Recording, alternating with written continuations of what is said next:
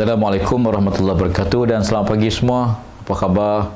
Alhamdulillah, saya ucapkan kepada semua, mudah-mudahan kita semua berada dalam keadaan sihat, dapat laksanakan tugas kita seharian yang diamanahkan, yang dipertanggungjawabkan kepada kita.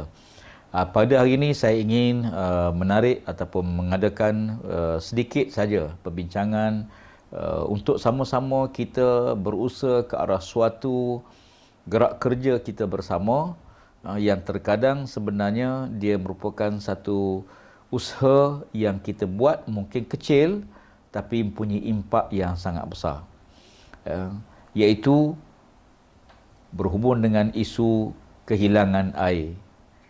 Isu kehilangan air mungkin berpunca pada dua. Satu, faktor kerana paip-paip lama yang menyebabkan kadar NRW kita agak tinggi di hampir sebahagian negeri. Yang kedua ialah kecurian.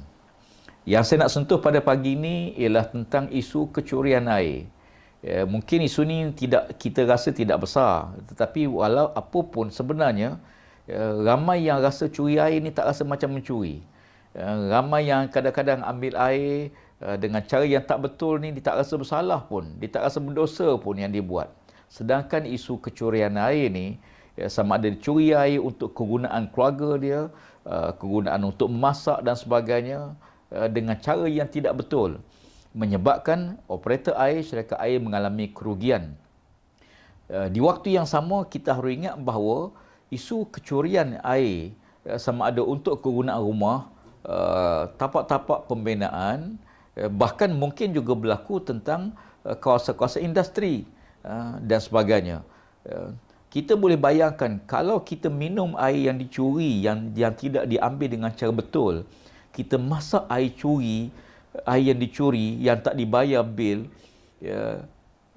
yang kita rasa perkara ini sebenarnya perkara yang sangat serius.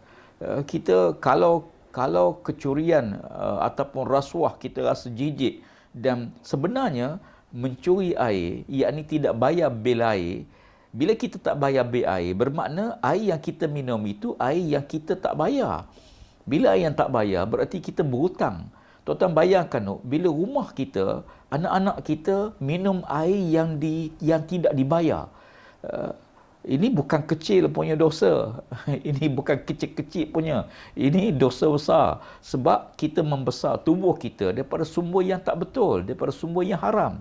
Apatah lagi kalau mencuri. Yang tak bayar tu mungkin ditangguh, bulan ni tak bayar lagi, bayar bulan depan. Okey. Tapi yang kita risau, yang kita bimbang ialah mereka yang mencuri air untuk memasak, curi air untuk minum, curi air untuk beri makan keluarga, mencuri air untuk industri, untuk buat projek, tapak projek perumahan dan sebagainya, apa-apa projek sekalipun. Hasil daripada yang kita curi, sumber air yang dicuri, yang tidak dibayar, sama ada melalui cara-cara yang tidak betul yang dibuat, dan kita dapati pihak SPAN, Suruhanjaya Pengantin Air Negara, terpaksa melaksanakan operasi. Kita pantau semua, tetapi maklumlah kita tidak mungkin boleh pantau semua kawasan. Yang penting ialah kesedaran bahawa mengambil air dengan cara tak betul dianggap sebagai mencuri air ini merupakan satu kesalahan dan satu dosa. Dan kita harus ingat bahawa tubuh kita ni lebih kurang 70% daripada tubuh kita daripada air, kandungan air, dan dia membesar daripada air tersebut. Maka kan itu jangan pandang mudah. Kalau ada bil air, pastikan kita bayar bil air tersebut. Jangan kita tak bayar, sebab kita minum air yang tak bayar, yang kita curi, yang tak bayar lah. Bila tak bayar ni sama macam curi lah, kita beli kemudian kita makan dengan kita tak bayar, berarti hukumnya haram.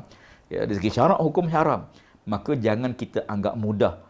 Air yang kita ambil, bil kita tak bayar, bertahun-tahun ada orang tak bayar bil, ada yang sambung, buat penyambungan sendiri, dengan tak ikut peraturan dan sebagainya. Bahkan kalau kita buka paip kecil, sikit saja, mungkin air itu menitik setitik ataupun sikit sangat, dengan niat kita untuk mengelak meter berjalan, dengan niat yang tak betul, maka itu juga termasuk daripada sumber yang tak betul, yang haram. Maka kan itu, dalam kes ini, kita jangan pandang mudah bahawa kehilangan air ini daripada sumber-sumber, daripada sebab yang tak betul, bukan perkara yang remeh-temeh. Dalam satu siri yang lepas saya pernah sebut tentang pembaziran air. Ini satu aspek yang lain. Ya, paip-paip yang lama kadang-kadang keluar menitik, kita tukarlah. Ya, kita pergi ke kedai beli paip baru, harga RM2-3, mungkin RM4-5. Ya, berbanding dengan sebenarnya dah berbulan-bulan, maaf cakap, kadang-kadang bertahun-tahun dah air itu keluar menitik. Ya, kalau kita tadah dengan berdi pun satu malam penuh melimpah-limpah. Itu satu bab. Tapi yang saya nak bincangkan ini ialah bagaimana air yang bil air yang tak dibayar, kemudian yang mencuri air, ya, dengan pemasangan paip sendiri dan sebagainya, semua itu termasuk perkara yang salah dan kita kena rasa berdosa dengan perbuatan tersebut. Sebab kita minum air yang curi, kita makan air yang daripada air yang dicuri, yang tidak dibayar bil dan sebagainya.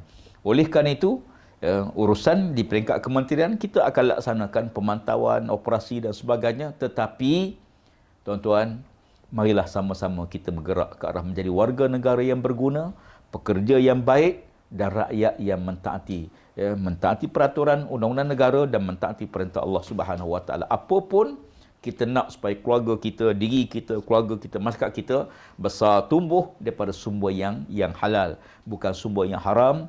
Kerana sesuatu yang haram masuk ke mulut kita, na'udzubillah, ya, mana bata min haramin pannaru aula bi, kata Nabi sallallahu alaihi wasallam, mana daging tumbuh daripada sumber yang haram, maka neraka lebih layak bagi dia. Semoga Allah lindung kita bersama daripada sumber-sumber tersebut, dan insya-Allah, ya, saya ucapkan selamat menjalankan tugas kepada semua warga Kasar. Ceria selalu, gembira selalu, dan yakin bahawa apa yang kita buat ialah kita cari rezeki yang halal untuk tanggung keluarga kita. Mudah-mudahan anak kita menjadi anak yang soleh dan kita semua diberkati oleh Allah Subhanahu Wa Taala. Laksanakan gerak kerja, tugas masing-masing. Siru ala barakatillah. Assalamualaikum warahmatullahi wabarakatuh dan selamat pagi.